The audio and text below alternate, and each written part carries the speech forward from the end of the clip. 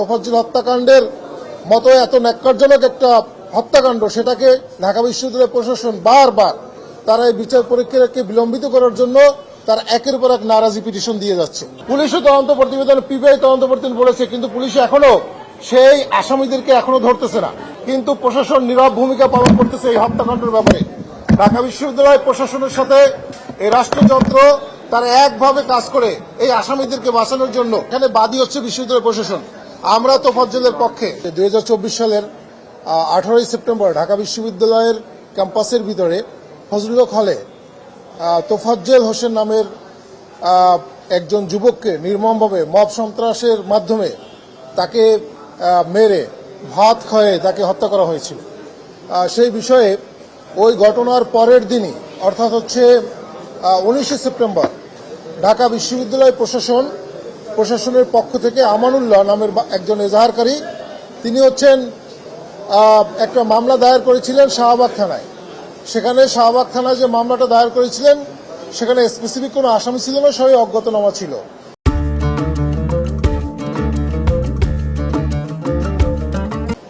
তার পরবর্তীতে এই শাহবাগ থানার যিনি আয়ু ছিলেন তারা হচ্ছে অভিযোগপত্র জমা দেয় 2024 সালের 30 ডিসেম্বর। সেখানে তারা টোটাল 21 জনের বিরুদ্ধে তারা হচ্ছে অভিযোগপত্র জমা দেয় টোটাল। এর পরবর্তীতে এবং এই মামলায় যাদেরকে গ্রেপ্তার করা হয়েছিল 7 জন, তারা সবাই 164 করেছে, তারা এই দোষটা তারা স্বীকার করেছে। এবং কারা কোথায় কিভাবে মেরেছে, কারা আঘাত করেছে, কারা চুলে আগুন দিয়েছে, কারা চামড়া তুলে দিয়েছে, এগুলো সুনির্দিষ্টভাবে তারা 164 স্বীকার করেছে। বিশ্ববিদ্যালয় প্রশাসন বারবারই এই বিচার প্রক্রিয়াকে তোফাজ্জল হত্যাকাণ্ডের মতো এত ন্যাক্কারজনক একটা হত্যাকাণ্ড, সেটাকে ঢাকা বিশ্ববিদ্যালয় প্রশাসন বারবার তারা এই বিচার প্রক্রিয়াকে বিলম্বিত করার জন্য তার একের পর এক নারাজি পিটিশন দিয়ে যাচ্ছে। এবং এই বিচার প্রক্রিয়াকে তারা কোনো না কোনোভাবেই সেটাকে অন্য খাতে প্রভাবিত করতে চায়, একটা নির্দিষ্ট সংখ্যক স্টুডেন্টদের এজেন্ডাকে বাস্তবায়ন করার জন্য, তাদেরকে বাঁচানোর জন্য। তারই ধারাবাহিকতায় এই শাহবাগ থানা 30 ডিসেম্বর 2024 অভিযোগপত্র দাখিলের পরে তারা একটা নারাজি দেয়। বিশ্ববিদ্যালয় প্রশাসন এই অভিযোগপত্র তদন্ত প্রতিবেদন তারা মানে নেয়, তারা নারাজি পিটিশন দিয়ে পরবর্তীতে নারাজি কোর্ট অ্যাকসেপ্ট করার পরে সেটাকে আবার পিবিআইকে তদন্ত দেয় 26 ফেব্রুয়ারি 2025 সালে। পিবিআই তদন্ত প্রতিবেদন জমা দেয় প্রায় 8 থেকে 9 মাস পরে। এই পিবিআই তদন্ত প্রতিবেদন জমা দেয় 2025 সালে ডিসেম্বর মাসে পিবিআই তদন্ত প্রতিবেদন জমা দেওয়ার পরে পরবর্তীতে ঢাকা বিশ্ববিদ্যালয় প্রশাসন আবারও নারাজি পিটিশন দেয়।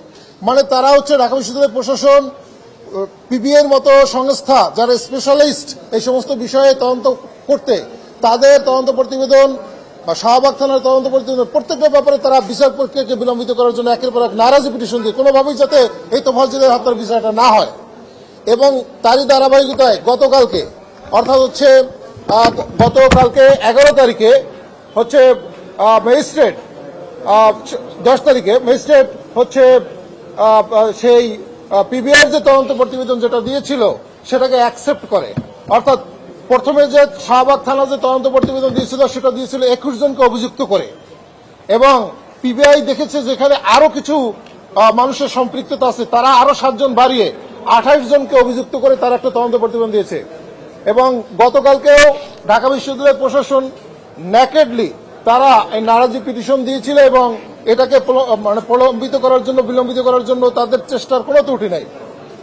তারপরে হচ্ছে ম্যাজিস্ট্রেট সেই আমাদের অভিযোগপত্রকে গ্রহণ করে এবং 22 জন যারা পলাতক, এটা যারা এই মামলার যারা আসামি সুনির্দিষ্টভাবে একদম স্পেসিফিক ভিডিওতে সবাই আপনারা দেখেছেন কারা স্পেসিফিক মেরেছে।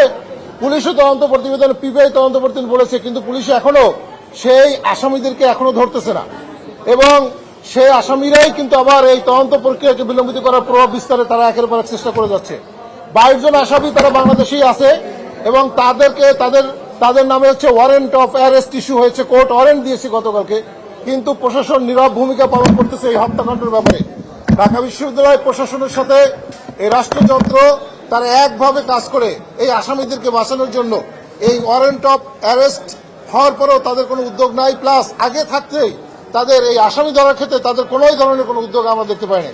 তো আমরা তোফাজ্জল হত্যাকাণ্ডের ন্যায় বিচারের জন্য আমাদের এখন যেটা হচ্ছে যে প্রথম যে রিপোর্টটা হয়েছিল সেটা ছিল 21 জন আসামি, এখন যে রিপোর্টটা হয়েছে সেটা 28 জন আসামি। অলরেডি তারা হচ্ছে 2 জন আসামি, যারা 7 জন আসামি যারা জেলে ছিল, 2 জন আসামি তারা জামিন পেয়েছে, 2 জন আসামি জামিন পেয়েছে, বাকি সবাই হচ্ছে এই জেলে আছে 1.5 বছরের, প্রায় 2.5 বছর ধরে। আমাদের দাবি সেটা হচ্ছে ঢাকা বিশ্ববিদ্যালয়ের মতো এত বড় একটা বিশ্ববিদ্যালয়, যেটা স্বনামধন্য বিশ্ববিদ্যালয় এবং যার কাছে আমরা জাস্টিস চাই, যেখানে স্টুডেন্টরা আসলে জাস্টিসের জন্য সংগ্রাম করেছে, সেই প্রশাসন রাষ্ট্রযন্ত্রের সাথে মিলে এই তোফাজ্জল হত্যাকাণ্ডের মতো এত ন্যাক্কারজনক হত্যাকাণ্ডকে কোনোভাবেই জানি ন্যায় বিচারকে প্রলম্বিত করার জন্য কোনো ধরনের সহযোগিতা না করে।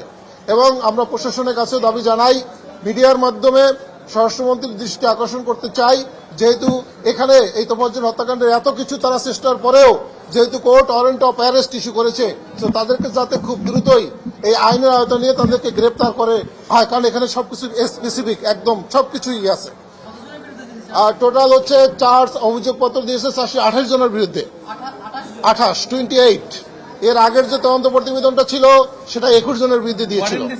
ওয়ারেন্ট দিয়েছে 22 জন, আর বাকি সবাই হচ্ছে ভিতরে আছে, 2 জন শুধু বেইলে আছে। না, আমরা হচ্ছে তোফাজ্জলের পক্ষে। বারবার নারাজি দিয়ে বিশ্ববিদ্যালয় প্রশাসন এই বিচার প্রক্রিয়াকে, কারণ এখানে বাদী হচ্ছে বিশ্ববিদ্যালয় প্রশাসন, আমরা তোফাজ্জলের পক্ষে। তো এবং বিশ্ববিদ্যালয় প্রশাসন বারবারই তারা এই বিচার প্রক্রিয়ার প্রলম্বিত করার জন্য বারবারই তারা নারাজি পিটিশন দিচ্ছে, একের পর এক পিটিশন দিচ্ছে।